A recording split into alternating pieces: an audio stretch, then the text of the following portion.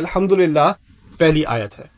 اس کی کچھ دلائل بھی ہیں، جیسے رسول صلی اللہ علیہ وسلم ایک بڑی مشہور حدیث قدسی ہے، قسمت الصلاۃ بینی و بین عبدی نصفین، میں نے نماز کو اپنے اور اپنے بندے کے درمیان میں دو حصوں میں منقسم کر دیا ہے، تقسیم کر دیا ہے نماز کو دو حصوں میں.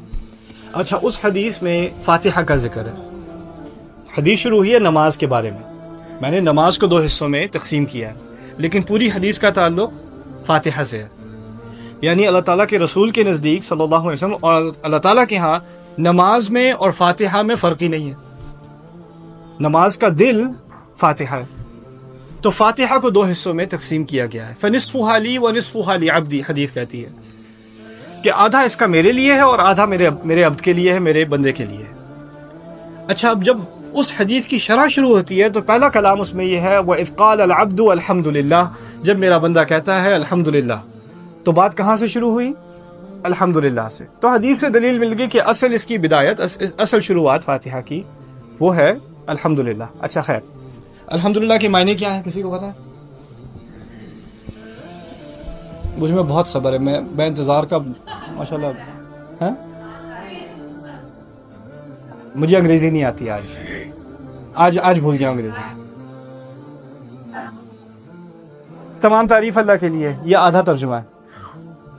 تمام تعریف اور تمام شکر، تمام تعریف اور تمام شکر اللہ تعالیٰ کے لیے. حمد کے لفظ میں، عربی کے حمد کے لفظ میں دو چیزیں شامل ہیں. ابھی میں نے ان دو چیزوں کا آپ کے سامنے ذکر کیا. وہ کیا دو چیزیں ہیں؟ تعریف اور شکر. تعریف اور شکر دو الگ الگ چیزیں ہیں. تعریف اور شکر ہمارے ہاں دو الگ الگ چیزیں ہیں. آپ جس کی تعریف کرتے ہیں اس کا شکر نہیں کرتے.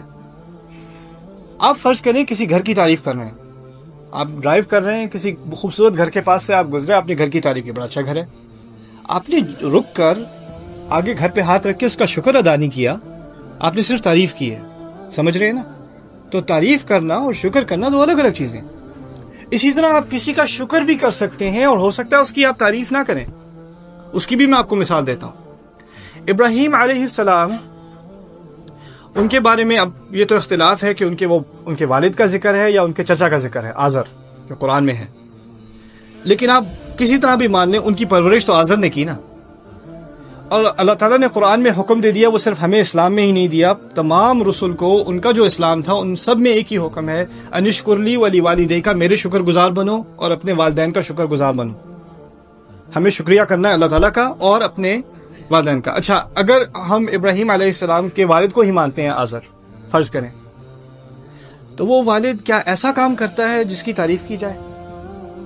کس کام میں لگا ہوا ہے وہ؟ آپ کو پتا ہے آزر کس کام میں لگا ہوا تھا؟ بت بناتا تھا نا، بت مشرک تھا. لیکن جب اللہ تعالیٰ نے ہمیں حکم دیا ہے کہ والدین کا شکر کرو، تو اس میں کیا یہ شرط لگائی ہے کہ اگر مسلمان ہو تو شکر کرو، اگر توحید پر ہو تو شکر کرو، اگر عیسائی ہو تو شکر مت کرنا، اگر یہودی ہو تو شکر مت کرنا؟ نہیں، اس میں تو کوئی قید نہیں ہے. اگر والدین ہوں تو شکر کرو. یہاں تک کہ وَإِن جَاهَدَاكَ عَلَىٰ أَن تُشْرِكَ بِمَا لَيْسَ لَكَ بِهِ عِلْمٌ، اگر تمہارے خلاف بھی وہ لگے رہیں، تمہارے خلاف کوششیں کریں کہ تم بھی شرک کر لو، تب بھی ان بات مت سننا ان کی، لیکن شکر گزار پھر بھی تمہیں ہونا ہے.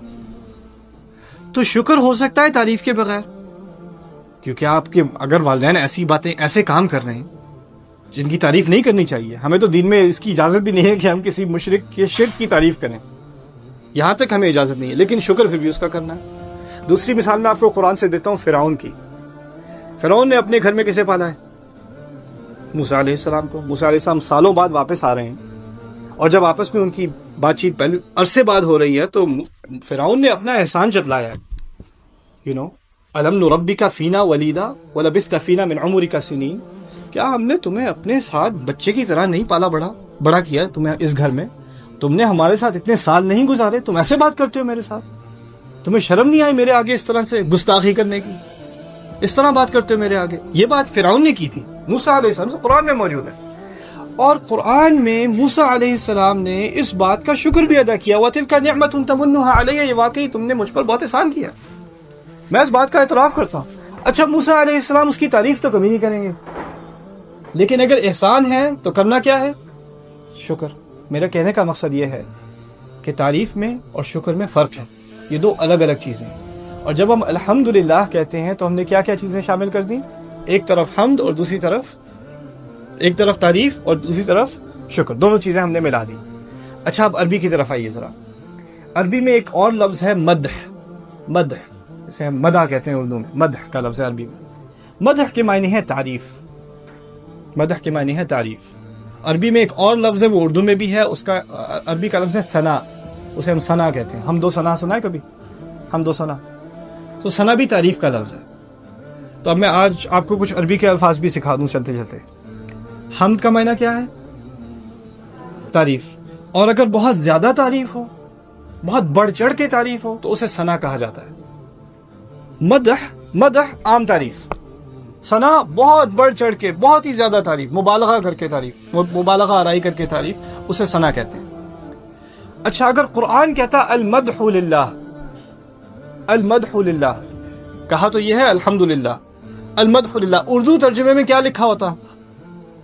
اگر المدح للہ لکھا ہوتا قرآن میں تو ترجمے میں پھر بھی لکھا ہوتا تمام تعریف اللہ تعالیٰ کے لیے، ہمیں تو فرق ہی نہ پتہ چلتا۔ لیکن مدح میں کیا چیز شامل نہیں ہے؟ اب میں آپ سے پوچھتا ہوں، مدح میں کیا شامل نہیں ہے؟ شکر شامل نہیں ہے، شکر شامل نہیں ہے۔ اچھا اگر قرآن کہتا الشکر للہ، اگر قرآن میں لکھا ہوتا الشکر للہ تو شکر تو شامل ہوتا، پھر کیا شامل نہ ہوتا؟ تعریف شامل نہ ہوتی۔ دونوں طرح سے بات آدھی رہ جاتی ہے۔ اور اگر یہ بھی قرآن کہہ دیتا المدح والشکر، وا کے معنی کیا ہے اور نہیں پتہ؟ اور المدح والشکر للہ، المدح والشکر للہ، تو پھر تو ترجمے میں لگتا ہے بات ہو گئی، تعریف اور شکر، تمام تعریف اور شکر اللہ تعالیٰ کے لیے۔ لیکن عربی میں ایک قاعدہ ہے، وہ کہتے ہیں خیر الکلام ما قل ودل، بہترین بات وہ ہے جو کم سے کم الفاظ میں ہو۔ کم سے کم الفاظ میں آپ اپنا معنی ادا کر دیں وہ بہتر ہے۔ آپ زیادہ سے زیادہ الفاظ میں معنی ادا کرتے ہیں، اس کا مطلب ہے کہ آپ کے ذخیرہ الفاظ میں، آپ کی ووکیبلری میں وہ چیزیں ہیں نہیں جن کے لیے جن کو استعمال کر کے آپ جلدی سے بات کر سکیں۔ آپ کو بڑھا چڑھا کے بات کرنی پڑتی ہے، کیونکہ آپ کو اختصار سے، خلاصے سے بات کرنے کی قدرت نہیں ہے آپ میں وہ صلاحیت نہیں ہے۔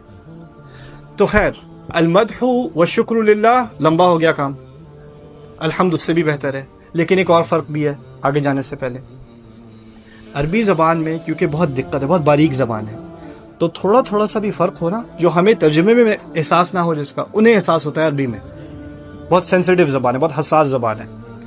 اگر بیچ میں واو ڈال دیا، المدح و الشکر للہ، اگر واو بیچ میں ڈال دیا تو اس کہنے کا مقصد یہ ہے کہ کچھ چیزوں کے لیے تو میں اللہ تعالیٰ کی تعریف کرتا ہوں، کچھ چیزوں کے لیے وہ تعریف کا مستحق ہے، اور کچھ اور چیزوں کے لیے وہ شکر کا مستحق ہے، کیونکہ میں نے شکر اور تعریف کو الگ کر دیا زبان میں۔ اس کا مطلب ہے معنی میں بھی میں نے الگ کر دیا، فلسفیانہ طور پہ بھی میں نے الگ کر دیا۔ کچھ چیزوں کے لیے میں شکر کرنے کے تیار ہوں، کچھ چیزوں کے لیے تعریف کرنے کے لیے تیار ہوں۔ اچھا الحمد میں یہ مسئلہ نہیں ہوتا۔ الحمد میں جس چیز کی تعریف کروں گا اسی چیز کا شکر بھی کروں گا، جس چیز کا شکر کروں گا اس چیز کی تعریف بھی کروں گا، اور یہ بھی نہیں کہ ایک پہلے کروں گا پھر بعد میں دوسری کروں گا، اور پہلے ایک ساتھ ہی کرنی پڑے گی، ایک ساتھ ہی کرنی پڑے گی۔ دوسری عظیم بات یہ کہ مدح کا لفظ عربی میں، اس میں نیت شامل نہیں ہے۔ عربی کے لفظ میں جب آپ لغت میں بحث میں لگی، لسان العرب بہت بڑی بڑی ڈکشنریز ہیں عربی زبان کی، ہماری اردو اور انگلش کی طرح کی ڈکشنریز نہیں ہے جہاں آپ نے ایک لفظ دیکھا اور اس کا آگے معنی دیکھ لیا۔ نہیں، عربی میں ایک لفظ ہوتا ہے، پھر اس پہ 4 صفحے کی بحث ہوتی ہے ایک لفظ پہ، پھر دوسرا لفظ ہوتا ہے اس پہ 4 صفحے کی بحث ہوتی ہے، کیونکہ بہت باریک زبان ہے۔ وہ چاہتے ہیں کہ آپ سمجھیں ایک لفظ کو آپ بہت گہری طرح سمجھیں۔ اچھا اب مدح کے بارے میں جو بات لغوی ان کے جو اہل لغت ہیں انہوں نے کہی ہے کہ مدح میں نیت نہیں ہوتی، نیت شامل نہیں ہوتی۔ مثلا آپ نے کھانا پکایا، میاں گھر پہ آئے، 2 نوالے کھائے، ہاں بڑا اچھا کھانا ہے، بہت اچھا بنایا آج۔ شاید ان کے دل میں یہ بات نہیں ہے، مدح تو کر دی، لیکن آپ کو اچھی طرح پتہ ہے کہ آپ نے نمک جان بوجھ کے نہیں ڈالا تھا، یہ صرف تجربہ تھا کہ وہ کہتا ہے کہ نہیں کہتا رائٹ، پھر بھی مدح کر دی۔ حمد نہ ہو، حمد اس وقت ہوتی ہے جب نیت بھی ساتھ میں ہو، تعریف کی ہے، شکر کیا ہے، لیکن نیت بھی ساتھ میں ہے، نیت بھی ساتھ میں ہے۔ اچھا اب الحمدللہ کا سو فار جہاں تک ہم پہنچے ہیں ابھی تک، جہاں تک بات پہنچی ہے، اس سے پھر مقصد کیا ہوا کلام کا؟ ان چیزوں کا فائدہ کیا ہے؟ فائدہ ان کا یہ ہے کہ ہمارا جو نظریہ ہے، جس نظر سے ہم دنیا کو دیکھتے ہیں، اپنی زندگی کو سمجھتے ہیں، جو کچھ میرے ساتھ ہو رہا ہے، یا تو میری جاب میں کچھ مسئلہ چل رہا ہے، یا گھر پہ کوئی مسائل ہیں، یا کوئی پیسوں کے معاملے میں مسئلے ہیں، یا صحت کا مسئلہ ہے، یا رشتہ داروں کا مسئلہ ہے، یا سسرال کا مسئلہ ہے، کوئی بھی مسئلہ ہے، تو پہلے الفاظ جو میری زبان سے مسلمان کے طور پہ نکلتے ہیں وہ کیا نکلتے ہیں؟ الحمدللہ۔ اور الحمدللہ کہنے کا مقصد یہ ہے کہ جو کچھ ہو رہا ہے مجھے تو اس کی تعریف کرنی چاہیے، اور جو کچھ ہو رہا ہے مجھے اس کا شکر گزار ہونا چاہیے۔ یعنی الحمدللہ کہنے کے بعد میرے پاس شکوے کی گنجائش نہیں رہی۔ یا تو ہم شکوے والے لوگ ہیں، یا ہم الحمدللہ والے لوگ ہیں۔ اس سے انسان کی ذہنیت پہ بہت اثر پڑتا ہے ان الفاظ سے، الحمدللہ سے۔ الحمدللہ کوئی چھوٹا سا کلام نہیں ہے، اور ہمارے ہاں الحمدللہ تو اس وقت بھی کہا جاتا ہے جب ہمارے دل میں شکوہ ہو، شکل پر شکوہ ہو، کیا حال چال ہے، بس الحمدللہ یار کیا بتاؤں۔ پھر وہ الحمدللہ نہیں ہے، کیونکہ لغت کے اعتبار سے حمد میں نیت شامل ہے، حمد میں سچائی شامل ہے۔ تو جب اللہ تعالیٰ کہتے ہیں نا لما تقولون ما لا تفعلون، تم کہتے وہ جو کرتے نہیں ہو، تمہاری زبان پر الحمدللہ ہے، تمہارے دل میں نہیں ہے، تمہاری شکل پہ نہیں ہے، تمہارے خیالات میں نہیں ہے، تو یہی تو اصل شکوہ ہے اللہ تعالیٰ کا، لما تقولون ما لا تفعلون۔ یہ شروع ہوتا ہے الحمدللہ سے۔ سو اب الحمدللہ کو میں نے اس تھوڑے سے سیشن میں کمپیئر کیا ہے اب تک صرف مدح سے اور ثنا، اور دوسری طرف کیا لفظ تھا؟ شکر۔ اور الحمدللہ از دا بیسٹ وے، اس سے بہتر طریقہ نہیں ہے آپ کو حمد کرنے کا۔